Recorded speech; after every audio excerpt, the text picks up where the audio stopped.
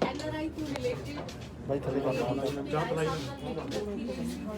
ਕਿਉਂਕਿ ਸਾਡੇ ਕੋਲ ਨਾ ਰੋਜ਼ ਬਹੁਤ ਸਾਰੀਆਂ ਅਨਲਿਮਿਟਿਡ ਕੰਪਲੇਂਟਸ ਆ ਰਹੀਆਂ ਨੇ।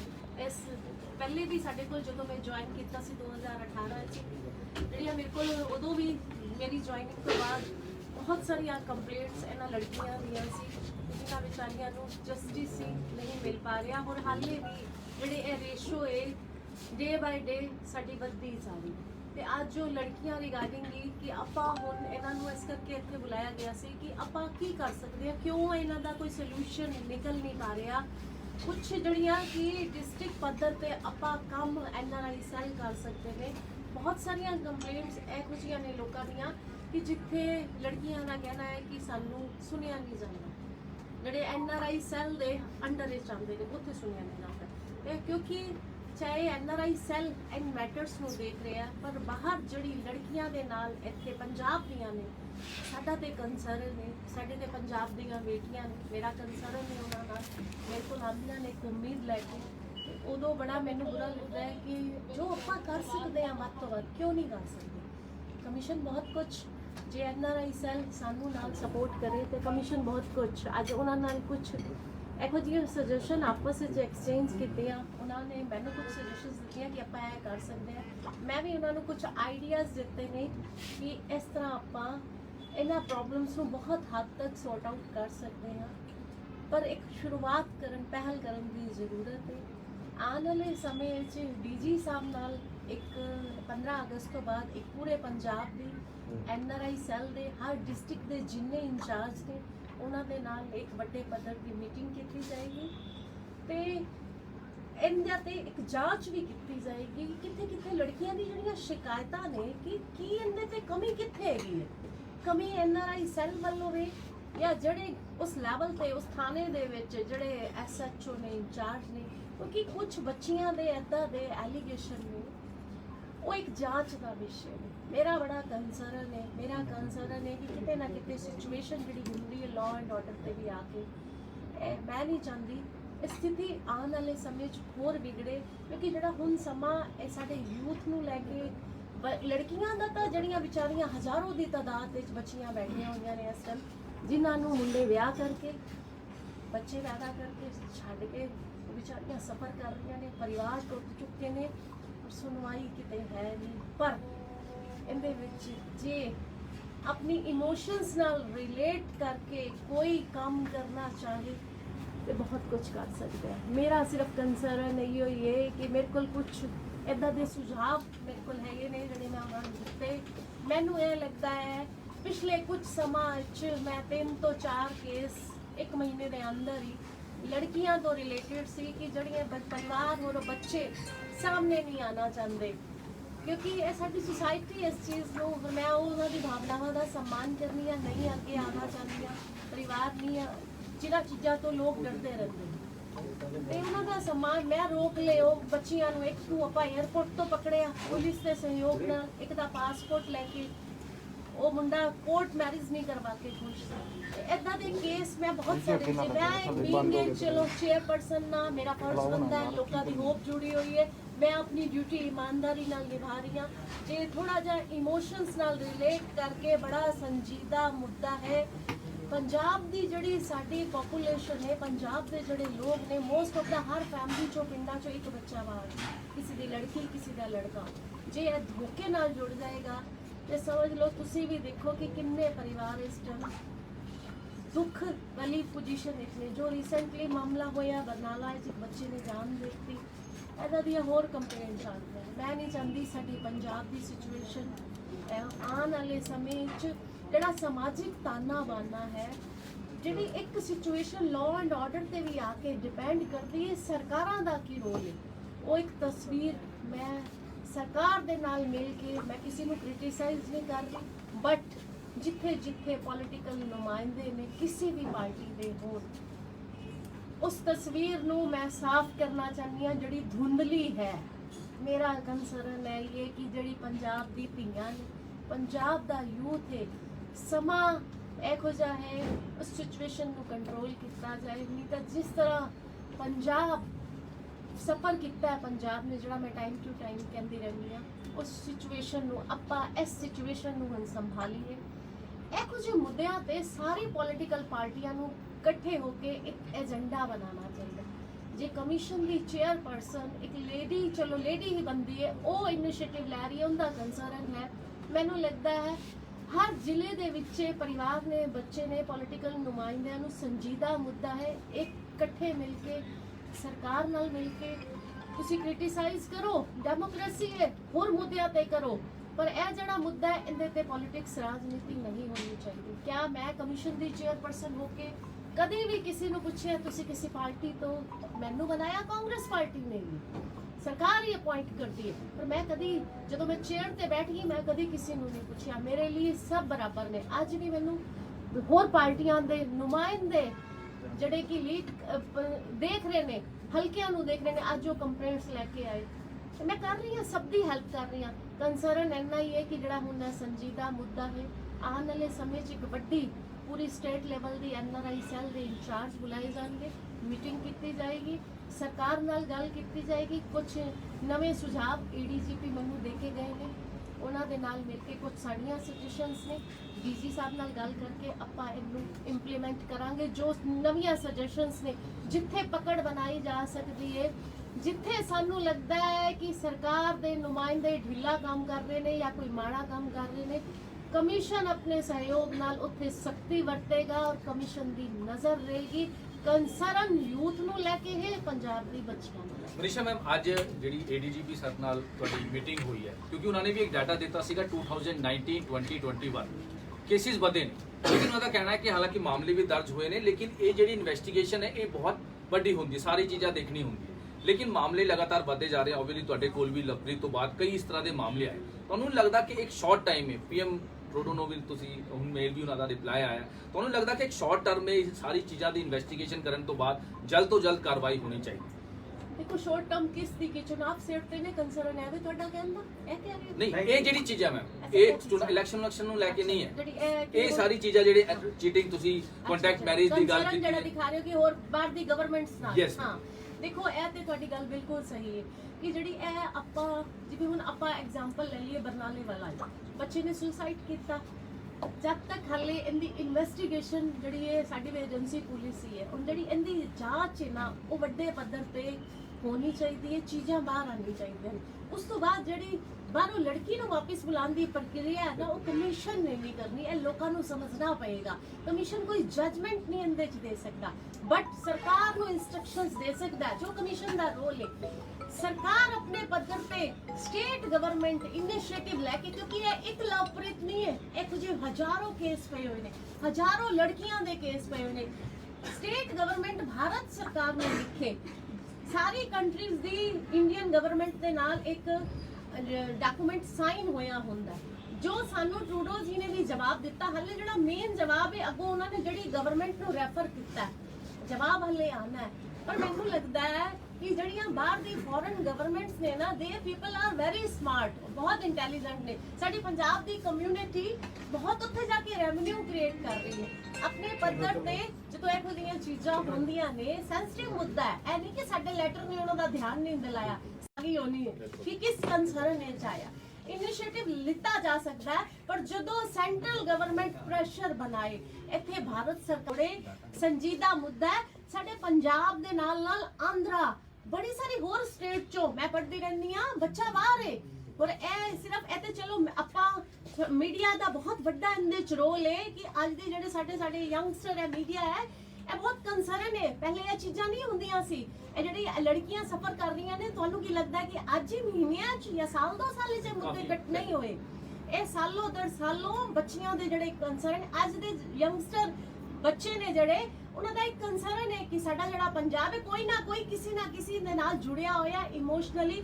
ਤੁਹਾਡਾ ਵੀ ਜੋ ਕੰਸਰਨ ਹੈ, ਮੇਰਾ ਵੀ ਕੰਸਰਨ ਹੈ ਕਿ ਜਦ ਤੱਕ ਕਰ ਰਹੇ ਹਾਂ ਆਪਾਂ ਇਸ ਚੀਜ਼ ਨੂੰ ਬਾਹਰ ਲੈ ਕੇ ਆਈਏ, ਸਾਡਾ ਪੰਜਾਬ ਚਮਕਦਾ ਪੰਜਾਬ ਫਿਰ ਤੋਂ ਬਣੇ। ਮੈਡਮ ਇੱਕ ਗੱਲ ਤੁਹਾਨੂੰ ਨਹੀਂ ਲੱਗਦਾ ਵੀ ਜਿਹੜੀ ਇਨਵੈਸਟੀਗੇਸ਼ਨ ਹੈ, ਪੁਲਿਸ ਵੱਲੋਂ ਜਿਹੜੀ ਇਨਵੈਸਟੀਗੇਸ਼ਨ ਹੈ ਜਾਂ ਸਾਡੇ ਵੱਲੋਂ ਜਿਹੜੀ ਕਾਰਵਾਈ ਆ, ਉਹ ਟਾਈਮ ਫਰੇਮ ਹੋਣੀ ਚਾਹੀਦੀ ਹੈ? ਜਦੋਂ ਕੰਪਲੇਂਟ ਆ ਗਈ ਵੀ ਸਾਡੇ ਵੱਲੋਂ ਸਾਰਾ ਕੁਝ, ਨਹੀਂ ਪੁਲਿਸ ਵੱਲੋਂ ਜਿੰਨਾ ਮੈਨੂੰ ਜਿਹੜੀ ਇੱਕ FIR ਹੋਈ ਹੈ ਮੇਰਾ ਬਹੁਤ ਵੱਡਾ ਐਫਰਟ ਹੈ ਕਿ ਇਹ 100 ਵਾਲੀ ਕੰਪਲੇਂਟ ਹਜ਼ਾਰਾਂ ਚ ਨਾ ਬਣ ਜਾਏ, ਕਿਉਂਕਿ ਅੱਗੇ ਆਲਰੇਡੀ ਲੜਕੀਆਂ ਸਫਰ ਕਰ ਰਹੀਆਂ ਨੇ। ਬਿਲਕੁਲ ਠੀਕ ਹੈ। ਸੰਜੀਦਾ ਮੁੱਦਾ ਹੈ, ਇਸ ਤਰਫ ਸਰਕਾਰਾਂ ਨੂੰ ਧਿਆਨ ਦੇਣਾ ਪਏਗਾ। ਬਾਹਰ ਮੁੱਖ ਮੰਤਰੀ ਸਾਹਿਬ ਦੇ ਧਿਆਨ ਵਿੱਚ ਇਹ ਮੈਟਰ ਆ ਚੁੱਕਿਆ ਹੈ। ਮੈਨੂੰ ਪੂਰੀ ਉਮੀਦ ਹੈ, ਪਰ ਜਿਹੜਾ ਕਾਨੂੰਨ ਬਣਨਾ ਹੈ ਜਾਂ ਉਧਰੋਂ ਵਾਪਸੀ ਕਰਾਣੀ ਹੈ, ਚਾਹੇ ਮੁੰਡਾ ਹੋਏ ਚਾਹੇ ਕੁੜੀ ਹੋਏ, ਉਹ ਭਾਰਤ ਸਰਕਾਰ ਦੇ ਅੰਡਰ ਹੈ। ਸਟੇਟ ਗਵਰਨਮੈਂਟ ਭਾਰਤ ਸਰਕਾਰ ਤੇ ਪ੍ਰੈਸ਼ਰ ਬਣਾ ਸਕਦੀ ਹੈ और बनाएगी भी कि साडी स्टेट दे बच्चे साडे परिवार सफर कर रहे हैं, पर कानूनी प्रक्रिया लंबी जरूर है पर औखा कुछ नहीं। मैम ਤੁਹਾਨੂੰ ਨਹੀਂ ਲੱਗਦਾ ਕਿ ਕਈ ਚੀਜ਼ਾਂ ਤੇ ਸਟ੍ਰਿਕਟ ਐਕਸ਼ਨ ਲੈਣ ਦੀ ਲੋੜ ਹੈ? ਇਹਦੇ ਨਾਲ ਜਿਹੜੀ ਇਮੀਗ੍ਰੇਸ਼ਨ, ਜਿਹੜੀ ਫਰਾਡ ਇਮੀਗ੍ਰੇਸ਼ਨ ਲੋਕਾਂ ਨੂੰ ਸੁਪਨੇ ਦਿਖਾਉਂਦੇ ਆ, ਉਹਨਾਂ ਤੇ ਵੀ ਨਕੇਲ ਕਸਣ ਦੀ ਲੋੜ ਹੈ, ਕਿਉਂਕਿ ਇਸ ਤਰ੍ਹਾਂ ਦੀ ਕਈ ਚੀਜ਼ਾਂ ਜਿਹੜੀ ਤੁਸੀਂ ਵੀ ਆਬਵੀਅਸਲੀ ਹਾਈਲਾਈਟ ਕੀਤੀ ਹੈ। NRI ਵਿੰਗ ਵੀ ਕਹਿੰਦਾ ਹੈ ਕਿ ਅਸੀਂ ਕਰਦੇ ਹਾਂ, ਲੇਕਿਨ ਉਹਦਾ ਨਜ਼ਰ ਨਹੀਂ ਆਉਂਦਾ। देखो मैं स्टार्टिंग ਵਿੱਚ ਸਰਕਾਰ ਨੂੰ ਲਿਖਿਆ ਸੀ ਕਿ ਇੱਕ ਪੈਨਲ ਬਣਨਾ ਚਾਹੀਦਾ ਹੈ ਗਵਰਨਮੈਂਟ ਦਾ। ਉਸ ਪੈਨਲ ਤੇ ਸਾਰੇ ਰਜਿਸਟਰਡ ਆਣੇ ਚਾਹੀਦੇ ਨੇ, ਟਰੈਵਲ ਏਜੰਟਸ, ਇਮੀਗ੍ਰੇਸ਼ਨ ਸੈਂਟਰ ਵਾਲੇ ਸਾਰੇ ਰਜਿਸਟਰਡ ਹੋਣ, ਕਿਉਂਕਿ ਦੇਖੋ ਵਿਦੇਸ਼ ਜਾਣਾ ਕੋਈ ਬੁਰੀ ਗੱਲ ਨਹੀਂ ਹੈ। ਸੁਪਨਾ ਦੇਖਣਾ ਹਰ ਪਰਿਵਾਰ ਚਾਹੁੰਦਾ ਕਿ ਆਪਣੇ ਬੱਚਿਆਂ ਨੂੰ ਸਫਲ ਹੁੰਦੇ, ਸਕਸੈਸ ਮਿਲਦੀ, ਪਰ ਜਿਹੜਾ ਇੱਕ ਰਸਤਾ ਹੈ ਉਹ ਟਰੈਵਲ ਏਜੰਟ ਔਰ ਇਮੀਗ੍ਰੇਸ਼ਨ ਦਾ। ਆਪਾਂ ਸਰਕਾਰ ਨੂੰ ਲਿਖਿਆ ਸੀ, ਉਮੀਦ ਹੈ ਮੈਨੂੰ ਕੁਝ ਪਤਾ ਚੱਲਿਆ ਕਿ ਸਰਕਾਰ ਇਸ ਦਿਸ਼ਾ 'ਚ ਕੰਮ ਵੀ ਕਰ।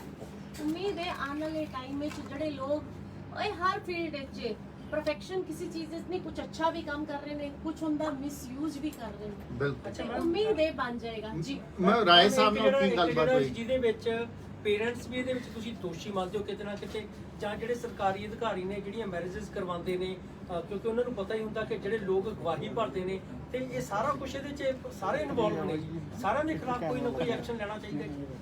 देखो ਜਿਹੜੀ ਗੁਰਦੁਆਰਿਆਂ 'ਚ ਸ਼ਾਦੀਆਂ ਹੁੰਦੀਆਂ ਨੇ ਨਾ, ਹੁਣ ਤੇ ਇੱਕ ਕਾਨੂੰਨ ਆਇਆ ਸੀ, ਉਹਦੇ ਵਿੱਚ ਇਹ ਸਰਕਾਰ ਨੇ, ਭਾਰਤ ਸਰਕਾਰ ਨੇ ਉਹਨਾਂ ਦੀ ਵੈਬਸਾਈਟ ਤੇ ਹੈ ਕਿ ਰਜਿਸਟਰਡ ਹੋਣੀ ਚਾਹੀਦੀ ਹੈ। ਪਰ ਮੇਨ ਕੰਸਰਨ ਹੈ ਲੋਕੀ ਕਿੰਨਾ ਕੁ ਕੰਸਰਨ ਦਿਖਾਉਂਦੇ ਨੇ ਪਿੰਡਾਂ 'ਚ, ਇਸ ਚੀਜ਼ ਨੂੰ ਕਿੰਨਾ ਕੁ ਸਮਝਦੇ ਨੇ ਕਿ ਇਹ ਸਾਡੇ ਲਈ।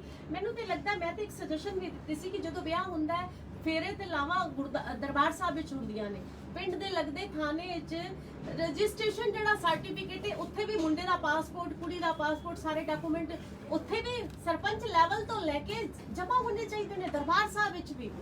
ਤੇ ਇਸ ਚੀਜ਼ ਨੂੰ ਇਸ ਤਰ੍ਹਾਂ ਕਰਕੇ ਥੋੜਾ ਜਿਹਾ ਪੁਖਤਾ ਇੱਕ ਕਦਮ ਤੇ ਚੁੱਕਣੇ ਚਾਹੀਦੇ ਨੇ। ਪਰ ਕੰਸਰਨ ਇਹ ਹੈ ਕਿ ਪਰਿਵਾਰ ਕਿੰਨਾ ਕੁ ਅਪੀਲ ਲੈਣਾ ਚਾਹੁੰਦੇ ਨੇ। ਲੋਕੀ ਦੇਖੋ ਅੱਜ ਲਵਪ੍ਰੀਤ ਦਾ ਮੈਟਰ ਹੋਇਆ, ਮਹੀਨੇ 'ਚ ਲੋਕਾਂ ਨੇ ਭੁੱਲ ਜਾਣਾ, ਫਿਰ ਲੋਕੀ ਇਸ ਤਰਫ ਬੱਚਿਆਂ ਦੀ ਛੋਟੀ ਏਜ ਸ਼ਾਦੀ ਤੇ ਅਵੇਅਰ। ਆਪਾਂ ਵੀ ਇੱਕ ਮੀਡੀਆ ਔਰ ਕਮਿਸ਼ਨ ਜਿਹੜਾ ਇਹ ਸਮਾਜਿਕ ਤਾਨਾਬਾਨਾ ਇੱਕ ਹੱਦ ਤੱਕ ਹੀ ਠੀਕ ਕਰ ਸਕਦੇ ਹਾਂ।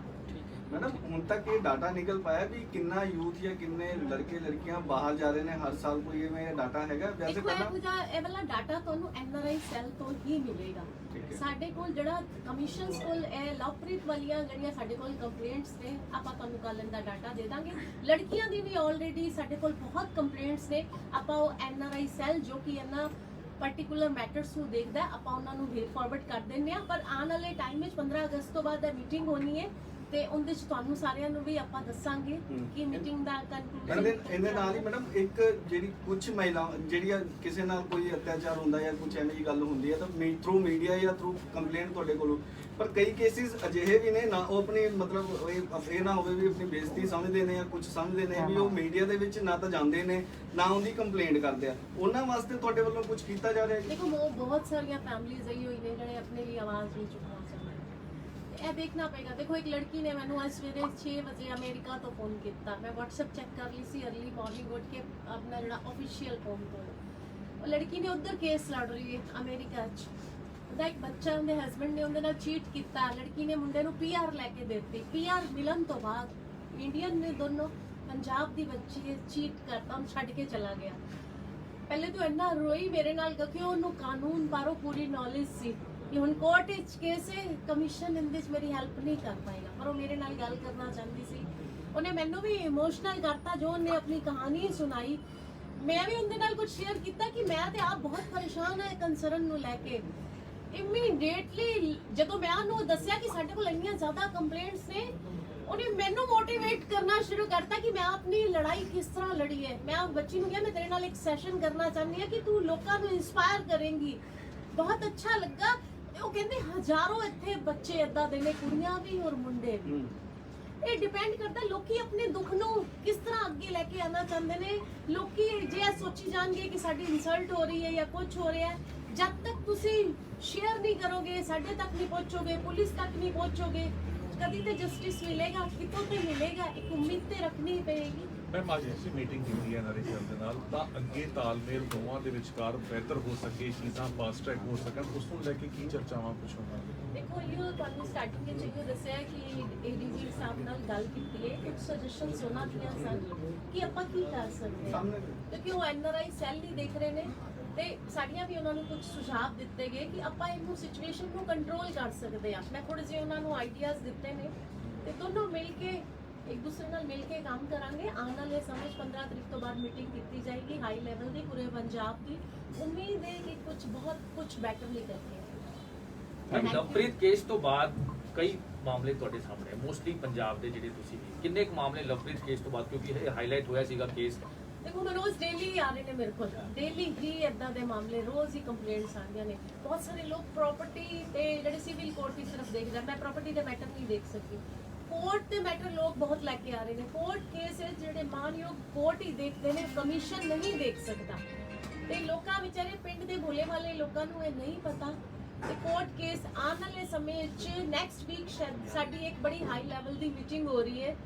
ਬਹੁਤ ਸਾਰੇ ਸੀਨੀਅਰ ਐਡਵੋਕੇਟਸ ਨਾਲ ਮੈਂ ਮੀਟਿੰਗ ਕਰਨ ਜਾ ਰਹੀ ਹਾਂ, ਜਿਹੜੇ ਕੁਝ ਲੋਕ ਨੇ ਜਿਨ੍ਹਾਂ ਨੂੰ ਐਕਚੁਅਲੀ ਚ ਲੀਗਲ ਐਡ ਦੀ ਜ਼ਰੂਰਤ ਹੈ। ਸਰਕਾਰ ਵੱਲੋਂ ਪ੍ਰੋਵਾਈਡ ਕਰਵਾਈ ਜਾਂਦੀ ਹਰ ਡਿਸਟ੍ਰਿਕਟ ਵਿੱਚ, ਪਰ ਜਦੋਂ ਇੱਕ ਸੀਨੀਅਰ ਐਡਵੋਕੇਟ ਕੋਰਟ ਵਿੱਚ ਹੈਲਪ ਕਰਨ ਲਈ ਲੋੜਵੰਦ ਲੋਕ ਦੇ ਨਾਲ ਖੜੇ ਹੋ ਜਾਣਗੇ, ਉਹ ਬਹੁਤ ਸਪੋਰਟ ਕਰੇਗਾ। ਕਮਿਸ਼ਨ ਦੀ ਵੀ ਸਟਰੈਂਥ ਬਣਨਗੇ। ਕੁਝ ਬੜੇ ਸੀਨੀਅਰ ਐਡਵੋਕੇਟ ਅੱਛੇ ਨੇ ਕਿ ਜਿਹੜਾ ਬਹੁਤ ਅੱਛਾ ਕਰ ਰਹੇ ਨੇ ਔਰ ਸਮਾਜ ਨੂੰ ਵੀ ਕੁਝ ਦੇਣਾ ਚਾਹੁੰਦੇ ਨੇ। ਉਹਨਾਂ ਦੇ ਨਾਲ ਇੱਕ ਮੀਟਿੰਗ ਹੈ ਮੈਂ ਵੀ ਇਸ ਦੇ ਨਾਲ ਮਾਤਾ ਦਾ ਇੱਕ ਆਇਆ ਸੀ ਜਿਹੜੀ ਤੁਹਾਡੇ ਕੋਲ ਵੀਡੀਓ ਪਟਿਆਲੇ ਦਾ ਜੀ, ਹਾਂਜੀ। ਨਾਭੇ ਵਾਲਾ, ਉਹਦਾ ਕੀ ਬਣਿਆ, ਸਟੇਟਸ ਕੀ ਹੈ ਜੀ ਉਹਦਾ? ਪਟਿਆਲਾ ਗਈ ਸੀ ਉਹ ਐਸਡੀਐਮ ਨੂੰ ਦਿੱਤਾ ਜਾਂਚ ਤੇ ਕਰਨ ਉਹਦੇ ਵਾਸਤੇ, ਚ ਕੋਈ ਕਿਉਂਕਿ ਵੀਡੀਓ ਵੀ ਜਿਹੜਾ ਸਾਹਮਣੇ ਆ ਰਹੀ ਹੈ ਜੋ ਕਹਿੰਦੇ ਸੀ ਮਾਤਾ ਹੀ ਕੁਝ ਇਦਾਂ ਹੈਗੀ ਹੈ ਤੇ ਉਹਦੇ ਘਰ ਦੇ ਦੇਖੋ ਬੱਚੇ ਮੈਂ ਕਹਿੰਦੇ ਜਦੋਂ ਗਈ ਸਾਂ ਸਾਹਮਣੇ ਆਣਾ ਚਾਹੀਦਾ ਸੀ ਨਾ, ਉਹਨਾਂ ਨੂੰ ਬੁਲਾਇਆ ਗਿਆ ਸੀ, ਉਹ ਦਰਵਾਜ਼ਾ ਤਾਲਾ ਮਾਰ ਕੇ ਭੱਜ ਗਏ। ਤੇ ਮੈਂ ਹਾਲੇ ਕੋਈ ਕਮੈਂਟ ਨਹੀਂ ਕਰਨਾ ਚਾਹੁੰਦੀ, ਕਿਉਂਕਿ ਦੇਖੋ ਮਾਤਾ ਜੀ ਨੇ ਜਿਹੜਾ ਇੱਕ ਆਰੋਪ ਲਗਾਇਆ ਉਹ ਬੜਾ ਸੰਗੀਨ ਹੈ, ਇਨਸਾਨੀਅਤ ਤੇ ਬਾਹਰ ਹੈ। ਉਹ ਬੜਾ ਸ਼ਰਮਿੰਦਗੀ, ਇੱਕ ਬੀਇੰਗ ਏ ਲੇਡੀ, ਬੜਾ ਸ਼ਰਮਿੰਦਗੀ ਕਰਨ ਵਾਲਾ ਹੈ। ਉਹਦੀ ਜਾਂਚ ਦਾ ਵਿਸ਼ੇ ਐਸਡੀਐਮ ਨੂੰ ਤੇ ਐਸਪੀ ਨੂੰ ਆਰਡਰ ਕਰਕੇ ਆਏ ਆ। ਇਨੀਸ਼ੀਅਲੀ ਐਫਆਈਆਰ ਹੋ ਚੁੱਕੀ ਹੈ ਬੇਟੇ ਉੱਤੇ, ਪਰ ਜੋ ਮਾਤਾ ਜੀ ਨੇ ਦੱਸਿਆ ਉਹਦੀ ਹਾਲੇ ਜਾਂਚ ਦਾ ਵਿਸ਼ੇ ਵੇ, ਸੱਚਾਈ ਸਾਹਮਣੇ ਆ ਲੈਣ ਤੋਂ ਜਲਦ ਆ। ਮੈਮ ਇੱਕ ਸਵਾਲ ਹੈ ਕਿ ਸੀਐਮ ਪੰਜਾਬ ਨੂੰ ਵੀ ਤੁਸੀਂ ਮਿਲੇ ਸੀ ਬਜ਼ੁਰਗਾਂ ਦੇ ਮੁੱਦੇ ਨੂੰ ਲੈ ਕੇ, ਕਿਉਂਕਿ ਲਗਾਤਾਰ ਤੁਹਾਡੇ ਕੋਲ ਵੀ ਹੁਣ ਬਜ਼ੁਰਗਾਂ ਦੇ ਜਿਹੜੇ ਇਸ਼ੂਜ਼ ਆ ਰਹੇ ਨੇ, ਉਹਦੇ 'ਚ ਕਿਸ ਤਰ੍ਹਾਂ ਦੀ ਹੁਣ ਤੁਸੀਂ ਕਾਰਵਾਈ? ਦੇਖੋ ਇਹ ਵੀ ਬੜਾ ਸੰਜੀਦਾ ਮੁੱਦਾ ਹੈ। ਇਹ ਇੱਕ ਮੇਰੇ ਦੇਖੋ ਜੀ ਪਰਸਨੈਲਿਟੀ ਨੂੰ ਅੰਦਰੋਂ ਤੋੜ ਕੇ ਰੱਖ ਦਿੰਦਾ ਹੈ। ਮੈਂ ਬਹੁਤ ਇਮੋਸ਼ਨਲ ਹੋ ਜਾਂਦੀ ਹਾਂ। ਸਾਡਾ ਜਿਹੜਾ ਅੱਜ ਯੂਥ ਜਿਸ ਸਾਈਡ ਤੇ ਜਾ ਰਿਹਾ ਹੈ, ਕੁਝ ਮਾਮਲਿਆਂ ਵਿੱਚ ਪੇਰੈਂਟਸ ਵੀ ਪਾਰਸ਼ਲ ਜਦੋਂ ਹੋ ਜਾਂਦੇ ਨੇ। ਜਦੋਂ ਇੱਕ ਪਰਿਵਾਰ ਵਿੱਚ 3 ਬੱਚੇ ਨੇ ਨਾ, ਮਾਪਿਓ ਪਾਰਸ਼ਲ ਹੋ ਜਾਂਦੇ ਨੇ। ਜਦੋਂ ਪਹਿਲੇ ਬੱਚੇ ਦੀ ਸ਼ਾਦੀ ਹੁੰਦੀ ਹੈ ਨਾ ਮੁੰਡੇ ਦੀ, ਇਹਦੇ ਤੇ ਕੰਮ ਕਰਨ ਦੀ ਲੋੜ ਹੈ। ਇਹ ਜਿਹੜਾ ਇਹ ਸਮਾਜਿਕ ਤਾਨਾਬਾਨਾ ਹੈ, ਕਮਿਸ਼ਨਾਂ ਦਾ ਕਿੰਨਾ ਕੁ ਰੋਲ ਹੈ, ਪੁਲਿਸ ਦਾ ਕਿੰਨਾ ਕੁ ਰੋਲ ਹੈ, ਸਰਕਾਰਾਂ ਦਾ ਕਿੰਨਾ ਕੁ ਰੋਲ ਹੈ। ਜਿਹੜੀ ਪਰਿਵਾਰੀ ਹੈ ਇਹ ਇੱਕ ਨਾ ਚਰਚਾ ਦਾ ਵਿਸ਼ੇ ਹੈ, ਡਿਬੇਟ ਦਾ ਵਿਸ਼ੇ, ਬੁੱਧੀਜੀਵੀ ਇਹਦੇ ਤੇ ਡਿਬੇਟ ਕਰਨ, ਔਰ ਬੜਾ ਸੰਜੀਦਾ ਮੁੱਦਾ ਹੈ। ਜਿਹੜਾ ਇਹ ਚੀਜ਼ਾਂ ਨੇ ਨਾ, ਇਹ ਅਲਟੀਮੇਟਲੀ ਜਦੋਂ ਐਫਆਈਆਰ ਹੁੰਦੀ ਹੈ ਥਾਣਿਆਂ 'ਚ ਜਾਂ ਸਾਡੇ ਜਾਂ ਕੁਝ ਕਮਿਸ਼ਨਰ ਪਹੁੰਚ ਜਾਂਦੇ ਨੇ, ਤੇ ਇਹ ਜਿਹੜੀ ਲਾਅ ਵਾਲੀ ਚੀਜ਼ ਹੈ ਨਾ, ਉਹਨੂੰ ਕਿਤੇ ਨਾ ਕਿਤੇ ਇਫੈਕਟ ਕਰਦੀਆਂ ਨੇ। ਸਾਡਾ ਜਿਹੜਾ ਮਾਹੌਲ ਹੈ, ਜਦੋਂ ਇਹ ਚੀਜ਼ਾਂ ਇੱਥੇ ਪਹੁੰਚ ਜਾਂਦੀਆਂ ਨੇ, ਤੇ ਇੱਕ ਵਾਤਾਵਰਣ ਖਰਾਬ ਹੀ ਹੁੰਦਾ ਹੈ। ਇਹ ਬੜਾ ਇੱਕ ਨਾ ਸੰਜੀਦਾ ਕੰਮ ਹੈ, ਜਿੰਦੇ 'ਚ ਕਿਤੇ ਨਾ ਕਿਤੇ ਪੇਰੈਂਟਸ, ਕਿਤੇ ਨਾ ਕਿਤੇ ਸਾਡਾ ਯੂਥ ਅੱਜ ਕਿਸ ਦਿਸ਼ਾ 'ਚ ਜਾ ਰਿਹਾ, ਜਿਹੜੀਆਂ ਇਮੋਸ਼ਨਸ ਨੇ ਉਹ ਖਤਮ ਹੋ ਰਹੀਆਂ ਨੇ। ਪਹਿਲੇ ਵਾਲੇ ਟਾਈਮ ਦੀਆਂ ਉਹ ਇਮੋਸ਼ਨਸ ਖਤਮ ਹੋ ਰਹੀਆਂ ਨੇ। ਮਨੀਸ਼ਾ ਜੀ, ਲੁਧਿਆਣਾ ਦੇ ਵਿੱਚ ਦਰਾਣੀਆਂ ਜਠਾਣੀਆਂ ਦੀ 90 ਰਾਹੀਆਂ ਦੀ ਵੀਡੀਓ ਵਾਇਰਲ ਹੋਈ ਸੀ ਸੋਸ਼ਲ ਮੀਡੀਆ। ਤੁਸੀਂ ਕਹਿੰਦੇ ਨਾ ਕਿਤੇ ਕਿ ਯੂਥ ਵੱਖਰਾ ਜਾ ਰਿਹਾ ਹੈ, ਤੇ ਹੁਣ ਉਸ ਯੂਥ ਨੂੰ ਕਿਵੇਂ ਦੇਖਦੇ ਹੋ, ਕਿਵੇਂ ਕਾਰਵਾਈ ਕਰੋਗੇ? ਉਹਦੇ 'ਚ ਵੀ ਪਾਰਸ਼ਲ ਹੈ। ਮੈਂ ਜਦੋਂ ਬੁਲਾਇਆ ਸੀ ਮਦਰ ਨਾਲ, ਇੱਕ ਬੇਟੇ ਦੀ ਤਾਰੀਫ ਕਰ ਰਹੇ, ਦੂਜੇ ਬੇਟੇ ਨੂੰ ਇਹੋ ਪ੍ਰੋਬਲਮ ਸੀ ਕਿ ਮੇਰੀ ਮਦਰ ਪਾਰਸ਼ਲ ਹੈ। ਤੇ ਮੈਂ ਮਦਰ ਨੂੰ ਇੱਕ ਸੁਜੈਸ਼ਨ ਦਿੱਤੀ ਸੀ। ਮੈਂ ਚਾਹੁੰਦੀ ਸੀ ਵੈਸੇ ਕਿ ਇਹ ਇੱਕ ਨਾ ਸਮਾਜ ਨੂੰ ਤਸਵੀਰ ਦਿਖਾਈ ਜਾਏ, ਪਰ ਸਮ ਟਾਈਮ ਆਪਾਂ ਇਹ ਸਭ ਓਪਨਲੀ ਨਹੀਂ ਕਰ ਸਕਦੇ ਕਿ ਦੇਖੋ ਮਦਰ ਇੱਕ ਬੇਟੇ ਦੇ ਨਾਲ ਤੇ ਬਹੁਤ ਤਾਰੀਫ ਕਰ ਰਹੀ ਹੈ, ਦੂਜੇ ਬੇਟਾ ਉਹਨਾਂ ਦੇ ਨਾਲ। ਜਦੋਂ ਪੇਰੈਂਟਸ ਨੂੰ ਆਪਣੇ ਪੱਧਰ ਤੇ ਨਾ ਇਹ ਬਦਨਾਮੀ ਹੁੰਦੀ ਹੈ, ਪਰਿਵਾਰਾਂ ਦੀ ਬਦਨਾਮੀ, ਔਰ ਕਿਤੇ ਨਾ ਚੀਜ਼ਾਂ ਸਮਾਜ ਨੂੰ ਪ੍ਰਭਾਵਿਤ ਕਰਦੀਆਂ ਨੇ। ਸਾਡੀ ਜਿਹੜੀ ਸੁਸਾਇਟੀ ਹੈ, ਇਹ ਪਾਰਸ਼ਲ ਨਹੀਂ ਹੋਣਾ ਚਾਹੀਦਾ ਪੇਰੈਂਟਸ ਨੂੰ। ਜਾਂ ਤੇ ਇੰਡੀਪੈਂਡੈਂਟ ਹੋ ਜਾਓ, ਹਸਬੈਂਡ ਤੁਹਾਡਾ ਹੈ, ਦੁਕਾਨ ਤੇ ਬੈਠਦੇ ਨੇ ਦੋਨੋਂ, ਬੱਚਿਆਂ ਨੂੰ ਕੱਢ ਕੇ ਬਾਹਰ ਕਰੋ। ਜੇ ਬੱਚੇ ਸਹਿਯੋਗ ਨਹੀਂ ਕਰ ਰਹੇ, ਆਪਣੀ ਲਾਈਫ ਤੇ ਜੀਓ, ਜਾਂ ਬੱਚਿਆਂ ਦੀ ਸ਼ਾਦੀ ਨਾ ਕਰੋ, ਜਾਂ ਬੱਚਿਆਂ ਨੂੰ ਇਸ ਲਾਇਕ ਬਣਾਓ। ਸਾਡੇ ਸਮਾਜ ਦਾ ਜਿਹੜਾ ਵਾਤਾਵਰਣ ਹੈ ਉਹ ਖਰਾਬ ਹੋ ਰਿਹਾ ਹੈ। ਤੁਸੀਂ ਉਹ ਨਾ, ਅੱਜ ਦਾ ਜਿਹੜਾ ਟਾਈਮ ਹੈ, ਮੈਂ ਹੁਣ ਟਾਈਮ ਘੱਟ ਹੈ, ਤੁਹਾਡੇ ਨਾਲ ਗੱਲ ਕਰਨਾ, ਲੋਕੀ ਪਤਾ ਹੈ ਲੋਕੀ ਉਹਨਾਂ ਚੀਜ਼ਾਂ ਨੂੰ ਸਪੋਰਟ ਕਰਦਾ, ਸਾਡਾ ਯੂਥ, ਸਾਡੇ ਸਮਾਜ ਦੇ ਲੋਕ। शादी कर ली, एक बीवी छड़ती, 15 साल दूजी बीवी रख ली, फिर तलाक देता, फिर सत्यमेव जयते जय कुछ शो कर ले, फोन फिल्मां बन रही ने, ताड़ियां मार रहे हो, तुसी सपोर्ट कर रहे हो। What is this? किधर जा रहा है समाज? ਇਹਦੇ ਤੇ ਸਰਕਾਰਾਂ ਨੂੰ ਧਿਆਨ ਦੇਣਾ ਪਏਗਾ। ਸਾਡਾ ਯੂਥ ਨੂੰ ਇਫੈਕਟ ਕਰ ਰਹੀਆਂ ਨੇ ਇਹ ਚੀਜ਼ਾਂ, ਸਾਡੇ ਮਾਹੌਲ ਖਰਾਬ ਹੋ ਰਹੇ ਨੇ। ਬਾਲਿਗ ਔਰ ਨਾਬਾਲਿਗ ਦਾ ਜਿਹੜਾ ਸਰਕਾਰਾਂ ਨੇ ਇੱਕ ਸਿਸਟਮ ਫਿੱਟ ਕਰਤਾ, ਕੀ ਬਾਲਿਗ 12 ਸਾਲ ਦੀ ਬੱਚੀ ਨੂੰ ਪੀਰੀਅਡਸ ਆ ਜਾਂਦੇ ਨੇ, 17 ਸਾਲ ਦੀ ਬੱਚੀ ਨੂੰ ਤੁਸੀਂ ਨਾਬਾਲਿਗ ਕਹਿੰਦੇ ਹੋ, 18 ਸਾਲ ਦੀ ਬੱਚੀ ਨੂੰ ਤੁਸੀਂ ਬਾਲਿਗ ਕਹਿੰਦੇ ਹੋ, 20 ਸਾਲ ਦਾ ਮੁੰਡਾ ਰੇਪ ਕਰ ਦਿੰਦਾ ਉਹਨੂੰ ਤੁਸੀਂ ਨਾਬਾਲਿਗ ਕਹਿ ਲੈਂਦੇ ਹੋ, 21 ਸਾਲ ਦਾ ਬੱਚੇ ਦਾ ਤੁਸੀਂ ਵਿਆਹ ਕਰ ਦਿੰਦੇ ਹੋ, ਉਹ ਸੁਸਾਈਡ ਕਰ ਲੈਂਦਾ ਉਹਨੂੰ ਤੁਸੀਂ ਬਾਲਿਗ ਕਹਿ ਦਿੰਦੇ ਹੋ। ਇਹ ਸਿਸਟਮ ਬਦਲਣਾ ਪਏਗਾ। ਤੁਹਾਡਾ ਮੇਰਾ ਹੁਣ ਟਾਈਮ ਜਦੋਂ ਸਾਡਾ ਸੀ, ਸਾਡੀ ਜਦੋਂ ਉਦੋਂ ਸਿਚੁਏਸ਼ਨ ਸੀ, ਸਾਨੂੰ ਇਹ ਸਭ ਟੈਕਨੋਲੋਜੀ ਨੇ ਕਿਤੇ ਨਾ ਕਿਤੇ, ਜੇ ਟੈਕਨੋਲੋਜੀ ਸਟਰੈਂਥ ਵੀ ਦਿੰਦੀ ਹੈ, ਟੈਕਨੋਲੋਜੀ ਖਰਾਬ ਵੀ ਕਰਦੀ ਹੈ। ਸਰਕਾਰ ਨੂੰ ਜਿਹੜਾ ਵਕਤ ਹੈ ਇਸ ਟਾਈਮ, ਸੰਵਿਧਾਨ ਵਿੱਚ ਜਿਹੜੇ ਕਾਨੂੰਨ ਬਣ ਚੁੱਕੇ ਨੇ, ਸੰਸ਼ੋਧਨ ਕਰਨ ਦੀ ਬੜੀ ਸਖਤ ਜ਼ਰੂਰਤ ਹੈ। ਸੈਂਸਰ ਬੋਰਡ ਜਿਹੋ ਜਿਹੀ ਚੀਜ਼ ਹੈ ਜਿਹੜਾ ਪੂਰੀ ਦੁਨੀਆ ਨੂੰ ਇਫੈਕਟ ਕਰਦਾ ਹੈ, ਕਮਿਸ਼ਨ ਜਿਹੋ ਜਿਹੇ ਲੋਕਾਂ ਨੂੰ ਵਿੱਚ ਬਿਠਾਉਣ ਦੀ, ਪੂਰੀ ਹਰ ਸਟੇਟ ਦੇ ਕਮਿਸ਼ਨ ਦੇ ਚੇਅਰਪਰਸਨ ਸੈਂਸਰ ਬੋਰਡ ਵਿੱਚ ਇਨਵੋਲਵਮੈਂਟ ਹੋਣੀ ਚਾਹੀਦੀ ਹੈ। ਸਾਨੂੰ ਪਤਾ ਹੋਣਾ ਚਾਹੀਦਾ ਹੈ ਇਨਸਟਰਕਸ਼ਨਸ। ਸਾਡੀ ਇੰਡੀਅਨ ਸੁਸਾਇਟੀ ਸਾਡੇ ਜਿਹੜੇ ਯੂਥ ਨੂੰ ਖਰਾਬ ਕਰ ਰਹੀ ਹੈ, ਸਰਕਾਰਾਂ ਨਿਸ਼ਚਿਤ ਕਰਨ। ਰੇਪ ਦੇ ਸੀਨ ਦਿਖਾਉਂਦੇ ਨੇ, ਮਾਰਧਾੜ ਦਿਖਾਉਂਦੇ ਨੇ, ਕਿਤੇ ਨਾ ਕਿਤੇ ਸੁਸਾਇਟੀ ਇਫੈਕਟ ਹੁੰਦੀ ਹੈ ਇਹਨਾਂ ਚੀਜ਼ਾਂ ਨਾਲ। ਇਹ ਬਹੁਤ ਚਰਚਾ ਦਾ ਵਿਸ਼ੇ, ਸੰਜੀਦਾ ਮੁੱਦੇ ਨੇ। ਮੈਂ ਬਹੁਤ ਭਾਰਤ ਸਰਕਾਰ ਨੂੰ ਬਹੁਤ ਕੁਝ ਲਿਖਦੀ ਰਹਿੰਦੀ ਹਾਂ ਕਿ ਇਹ ਅੱਜ ਦਾ ਜਿਹੜਾ ਮਾਹੌਲ ਆ ਰਿਹਾ, ਆਉਣ ਵਾਲੇ ਟਾਈਮ ਵਿੱਚ ਬੱਚੇ ਸ਼ਾਦੀਆਂ ਹੀ ਨਹੀਂ ਕਰਨਗੇ, ਲੜਕੀਆਂ ਮਾਂ ਹੀ ਨਹੀਂ ਬਣਨਗੀਆਂ। ਇਹੋ ਜਿਹਾ ਸਮਾਂ ਆ ਰਿਹਾ, ਕੀ ਹੋ ਰਿਹਾ ਇਮੋਸ਼ਨਸ ਦਾ, ਬਹੁਤ ਕੰਮ ਕਰਾਂਗੇ। ਮੈਡਮ 90 ਵਾਲੀ ਜਿਹੜੀ ਮਾਤਾ ਦਾ ਤੁਸੀਂ ਕੇਸ ਬਹੁਤ ਵਧੀਆ ਕਮਿਸ਼ਨ ਨੇ ਹੈਂਡਲ ਕੀਤਾ, ਪਰ ਉਹਦੇ ਵਿੱਚ ਇੱਕ ਨਵਾਂ ਪੱਖ ਸਾਹਮਣੇ ਆਇਆ। ਪਿੰਡ ਵਾਸੀਆਂ ਦੇ ਵਿੱਚੋਂ ਜ਼ਿਆਦਾਤਰ ਮਾਤਾ ਦੇ ਦੋਸ਼ਾਂ ਨੂੰ ਨਕਾਰ ਰਹੇ ਨੇ ਜੀ, ਉਹਨੂੰ ਕਿਵੇਂ ਦੇਖਦੇ ਹੋ? ਦੇਖੋ ਤੇ ਇਨਵੈਸਟੀਗੇਸ਼ਨ ਹੋਏਗੀ। ਸਰਪੰਚ ਨਾਲ ਸੀ, ਸਰਪੰਚ ਵੀ ਸੀ, ਹੋਰ ਵੀ ਲੋਕ ਸੀ, ਦੋ ਧੜੇ ਬਣ ਗਏ ਨੇ। ਇੱਕ ਉਹਨਾਂ ਨੂੰ ਸਪੋਰਟ ਕਰ ਰਿਹਾ, ਇੱਕ ਉਹਨਾਂ ਨੂੰ। ਇਸ ਤਰ੍ਹਾਂ ਹੀ ਹੁੰਦਾ ਹੈ ਜਦੋਂ ਵੀ ਕੋਈ ਲੜਾਈ ਝਗੜਾ ਹੁੰਦਾ ਹੈ। ਮਾਤਾ ਕਹਿੰਦੀ ਸੀ 12 ਕਿੱਲੇ ਜ਼ਮੀਨ ਹੈ, 3 ਪੁੱਤਰਾਂ ਦੇ ਜਬ ਬਰਾਬਰ ਦੀ ਵੰਡ ਤੀ, ਤੇ ਬੱਚਿਆਂ ਨੂੰ ਖਰਚਾ ਮੰਗ ਦੇਣਾ ਚਾਹੀਦਾ।